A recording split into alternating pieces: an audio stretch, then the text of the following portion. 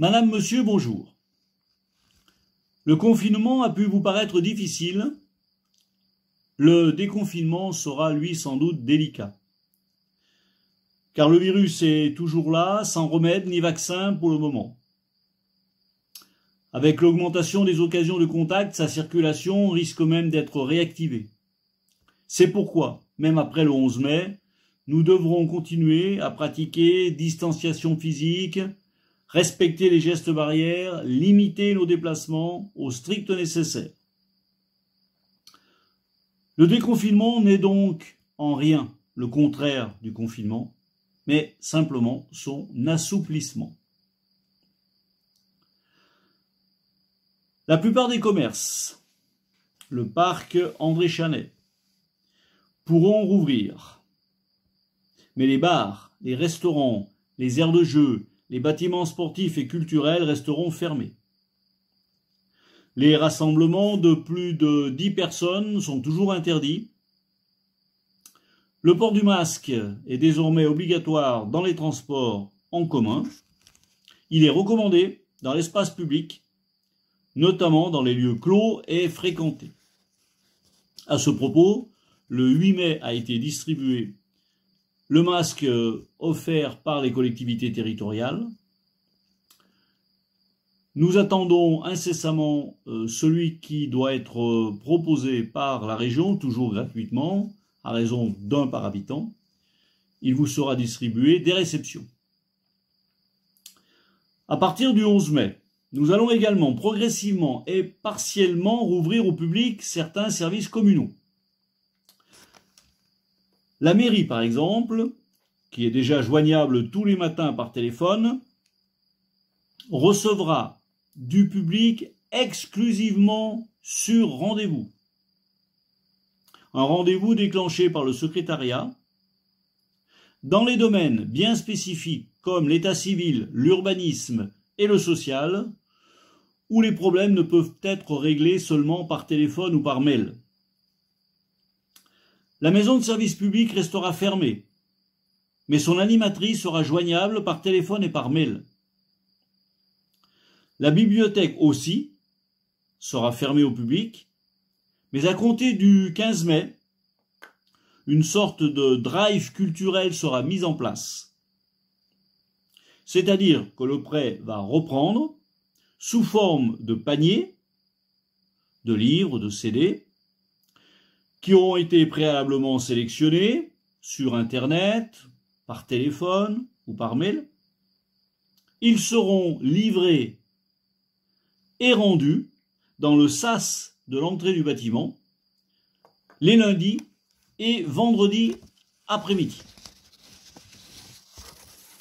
Enfin, nos écoles vont rouvrir, au-delà de l'accueil des enfants des parents prioritaires, à compter du 18 mai. Sauf pour les petites et moyennes sections pour lesquelles le respect des distances et des gestes barrières est trop difficile. Pour ces sections-là, seuls resteront admis les enfants des parents prioritaires. Par contre, dans les autres sections, des enfants non prioritaires pourront être accueillis à tour de rôle sur une fraction de la semaine. En effet, l'application systématique des règles de distanciation sociale et la disponibilité réelle de nos personnels réduisent très sensiblement nos capacités d'accueil à un peu moins de la moitié des capacités maximales. Par contre, tous les enfants recevront un accompagnement sur les mêmes bases, soit à l'école, soit à distance, à la maison. Les enfants seront scolarisés en petits groupes d'une dizaine d'élèves et ils évolueront toute la journée en horaire décalé pour réduire au maximum les contacts, pratiquant gestes barrières, distanciation physique et lavage périodique des mains. Ils recevront chacun de la mairie une visière, comme le personnel encadrant qui devra, lui, en plus, porter un masque. Au périscolaire, si la cantine pourra être rouverte dans la salle polyvalente avec des repas froids fournis par notre prestataire, la garderie du matin et l'accueil du soir ne pourront être accessibles qu'aux enfants des publics prioritaires. Nos agents doivent en effet consacrer beaucoup de temps au nettoyage et à la désinfection des locaux pour respecter un protocole sanitaire très contraignant. En effet, le risque zéro n'existe pas. Tout le monde doit en être bien conscient et prendre en conséquence ses responsabilités. Pour réduire le risque, les parents devront garder à la maison, et c'est très important, un enfant fiévreux ou symptomatique. Ne pas pénétrer dans l'établissement. Ne pas s'assembler devant la mairie, où il leur est recommandé de porter un masque. Nous les remercions à l'avance pour leur compréhension. Vous le constatez donc, l'après 11 mai ne ressemblera en rien à l'avant 17 mars. Toutes les règles de comportement mises en œuvre lors du confinement devront être absolument maintenues.